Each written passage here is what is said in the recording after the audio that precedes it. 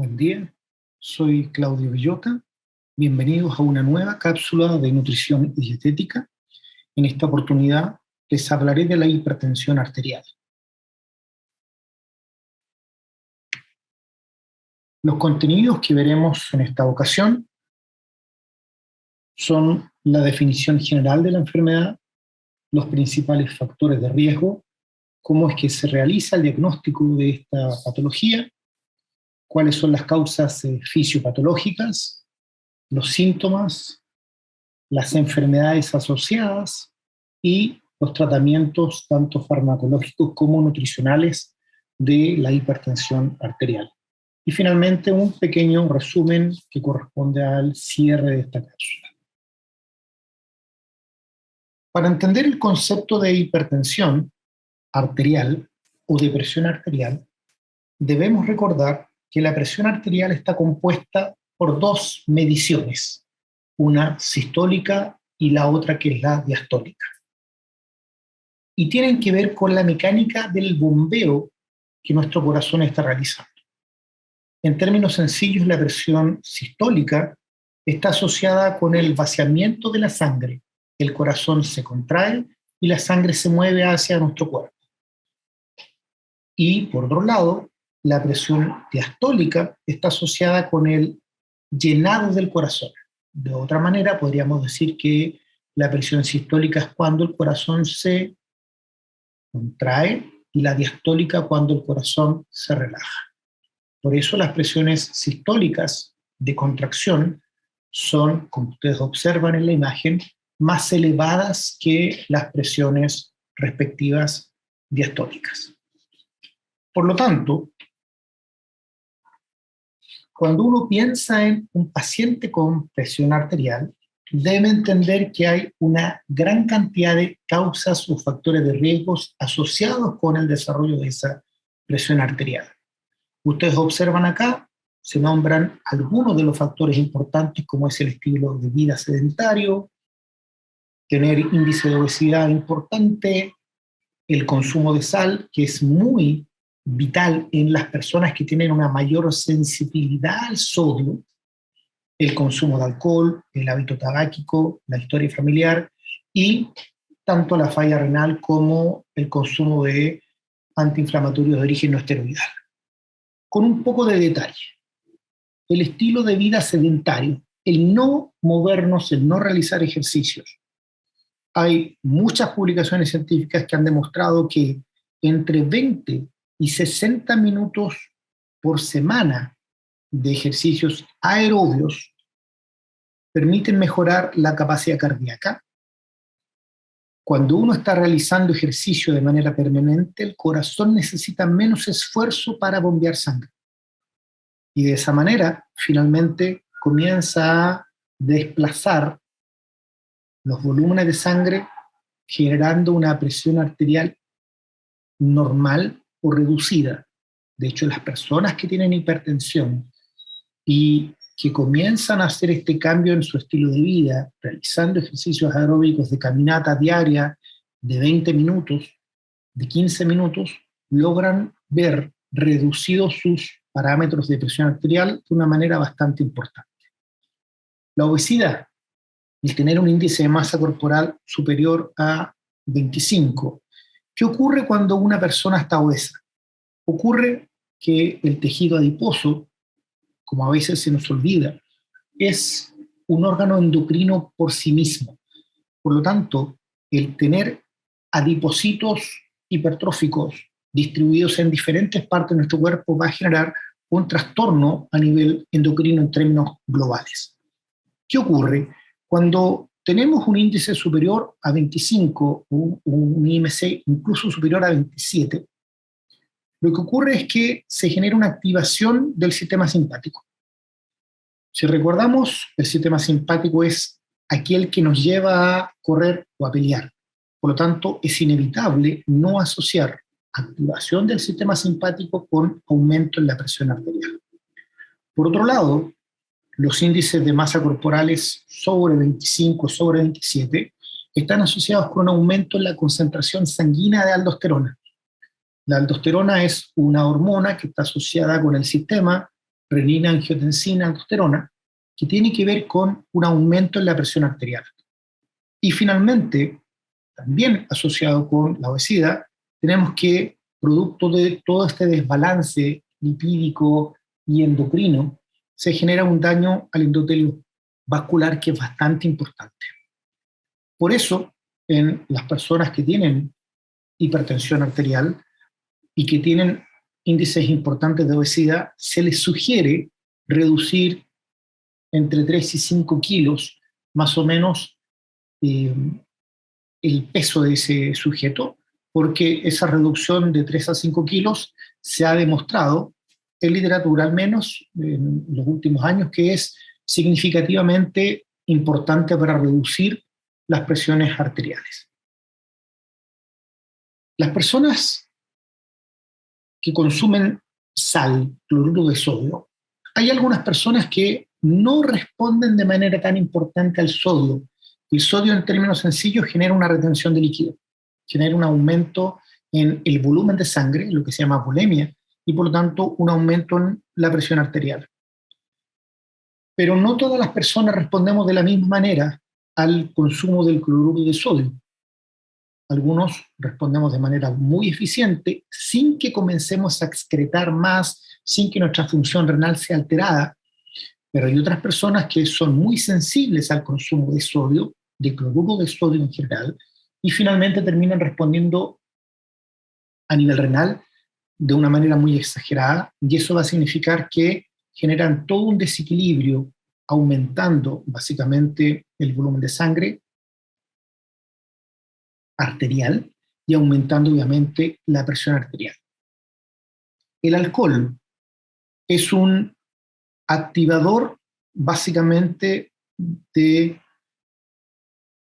la frecuencia cardíaca, la aumenta, genera un aumento en la cantidad de renina, y la renina está asociada con sistema renina, angiotensina, aldosterona, por lo tanto, aumento en la presión arterial. El consumo de alcohol reducido, un vaso al día de vino, está asociado, según algunos artículos, con una mejoría en los niveles de presión. Pero el consumo exagerado de alcohol tiene a largo plazo una consecuencia que es un aumento continuo en la presión arterial. El hábito tabáquico está también fuertemente asociado con un aumento en los niveles de adrenalina, de vasopresina. Estos se deben a la función de uno de los principales compuestos activos que el tabaco tiene, que es la nicotina. Tanto la adrenalina como la vasopresina lo que van a hacer es aumentar la presión arterial, aumentar todo lo que significa la retención de sodio a nivel renal y van a alterar nuestra frecuencia cardíaca y la función cardíaca. Finalmente, además, el tabaco es uno de los principales agentes asociados con factor de riesgo de daño del endotelio vascular. Cuando pensamos en la historia de la familia, pensamos en todos los componentes genéticos que podría tener una persona, asociando a que tenga una mayor sensibilidad, por ejemplo, al consumo de sal, a que tenga un problema a nivel de receptores, de función renal, y finalmente esté predispuesto a generar una hipertensión arterial. Desde el punto de vista de las causas secundarias, se ha demostrado que el consumo frecuente de estos inhibidores de dolor o estos antiinflamatorios de origen no esteroidal, como el paracetamol o el ácido acetilsalicílico, son capaces de generar un efecto vasoconstrictor, alteran de manera positiva, es decir, aumenta la reabsorción de sodio, aumentan el volumen de sangre, la volemia, y por lo tanto aumentan también la presión arterial.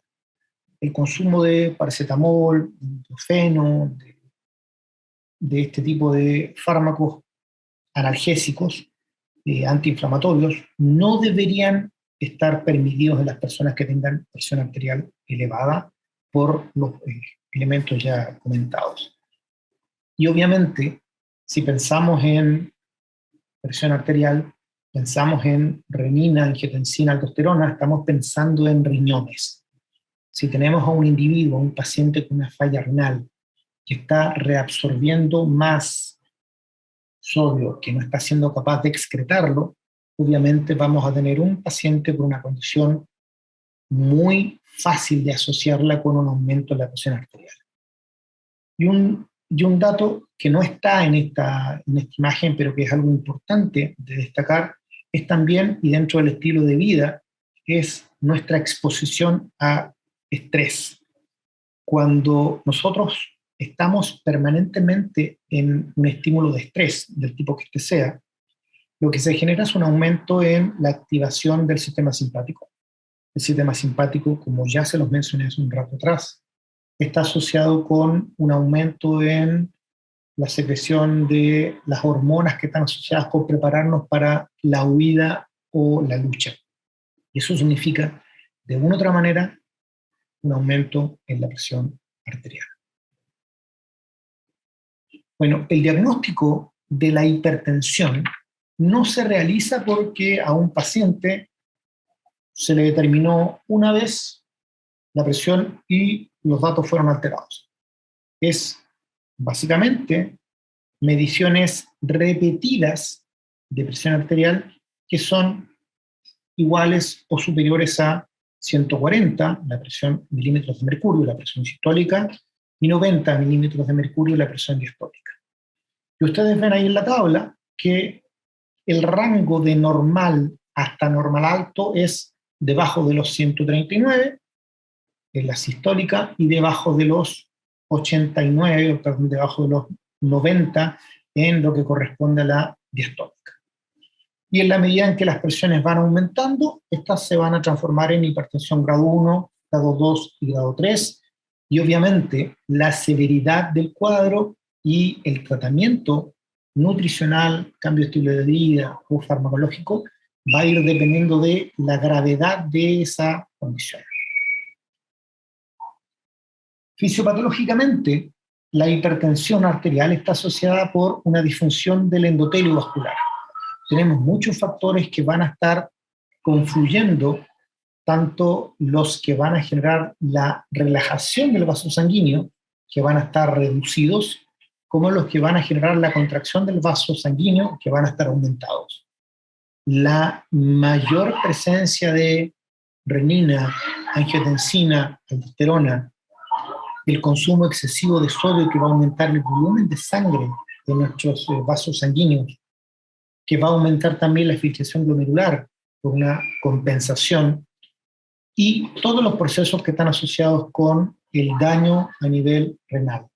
Por lo tanto, fisiopatológicamente debemos entender que la presión arterial es una sumatoria de diferentes factores y que obviamente nos predispone para sufrir un accidente cardio o cerebrovascular. Si estamos pensando en un paciente con diferentes comorbilidades, tenemos también un riesgo bastante importante de aterosclerosis, ateromas, trombos, etc. No todas las personas que tienen presión arterial alta finalmente tienen síntomas. De hecho, un alto porcentaje de la población no tiene idea que tiene hipertensión. Y a la mayoría de ellos se les detecta accidentalmente porque van a hacerse un chequeo médico y los signos vitales se determina entonces que hay una presión sobre los 140, sobre los 90 milímetros de mercurio.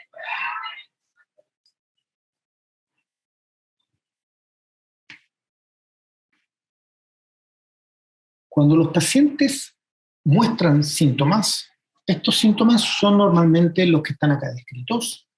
Un dolor de cabeza que aparece en la mañana y que después va desapareciendo a la medida en que el día va avanzando. Zumbido en los oídos, cierta sensación de mareo, confusión y fatiga, y obviamente, si es que realizan algún tipo de ejercicio muy sencillo como subir un par de escalones, se genera una falta de aliento.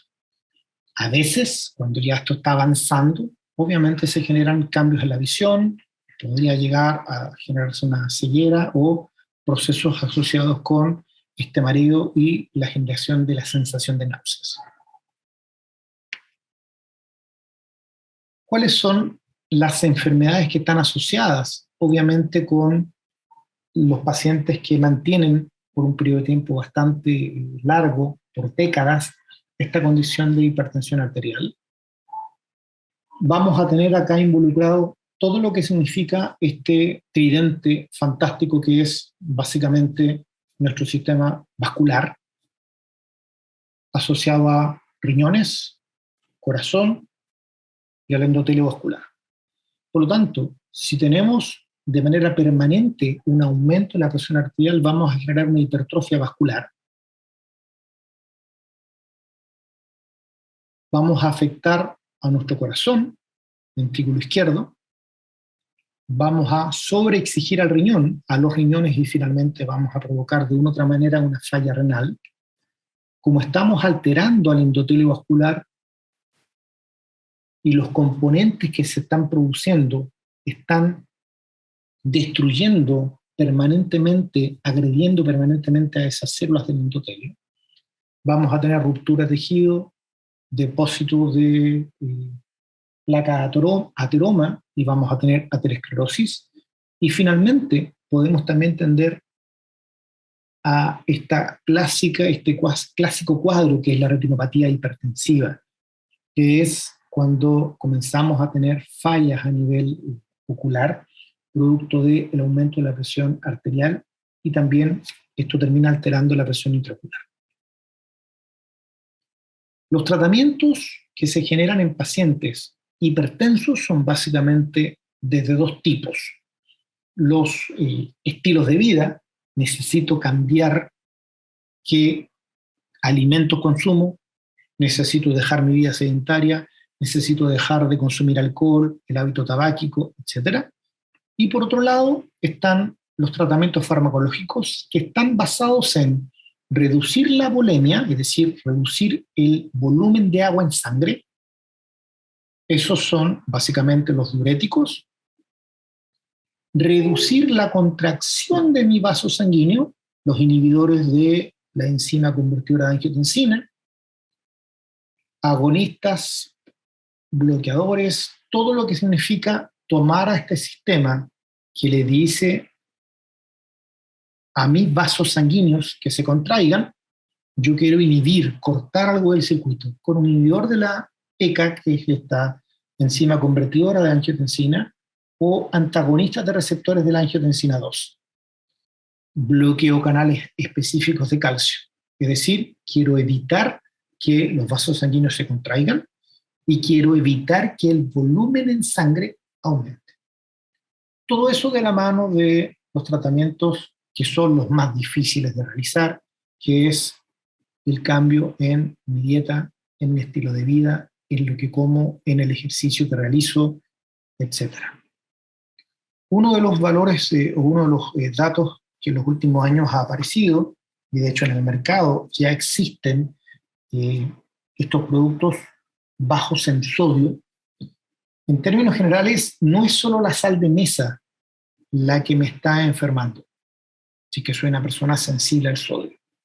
Todos los alimentos ultraprocesados, las conservas, etcétera, todas vienen, o muchas de ellas vienen con un alto contenido de sodio.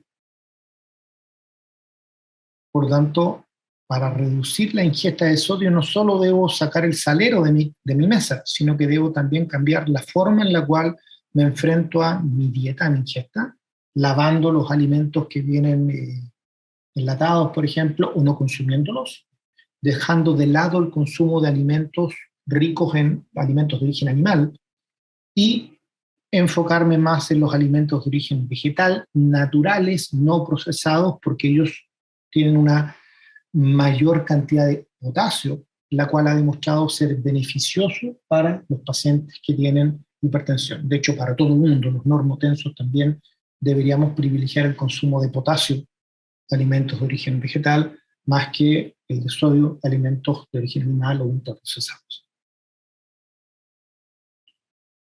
A modo de resumen, entonces, concluir que existen básicamente este concepto de la hipertensión, que es tener alteración en la presión sanguínea que normalmente afecta tanto a la sistólica como a la diastólica.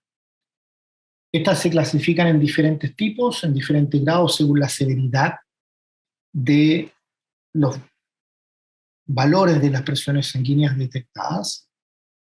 Las principales causas son estilos de vida, alimentación y genéticas. El diagnóstico se basa en toma de la presión arterial y algunos otros exámenes de sangre y orina para chequear el contexto en el cual se está generando esta hipertensión. Desde el punto de vista de la fisiopatología, tenemos un resultado de un aumento en el volumen de sangre y un aumento en los estímulos de contracción del endotelio, y por lo tanto un aumento en la presión sanguínea. Cuando hay síntomas, estos están enfocados en dolor de cabeza matinal, zumbidos en los oídos, mareo, cansancio, fatiga. Los mayores problemas de los pacientes hipertensos, que nunca tienen solamente una condición, sino que hay otros factores asociados, tienen comorbilidades previas, es que además la hipertensión arterial se asocia con accidentes vasculares, hipertrofia cardíaca, falla renal, falla a nivel ocular, a nivel de la retina, y por lo tanto es una condición bastante compleja y que, si no es tratada a tiempo, puede generar bastantes problemas e incluso poner en riesgo la vida de ese sujeto, de ese individuo. Y los tratamientos finalmente son cambios en el estilo de vida y el uso de fármacos en la medida en que el cuadro y los valores de la presión así lo ameriten. Bien, esta fue esta cápsula de hipertensión arterial. Soy Claudio Villota y me despido hasta una próxima oportunidad. Que estén muy bien.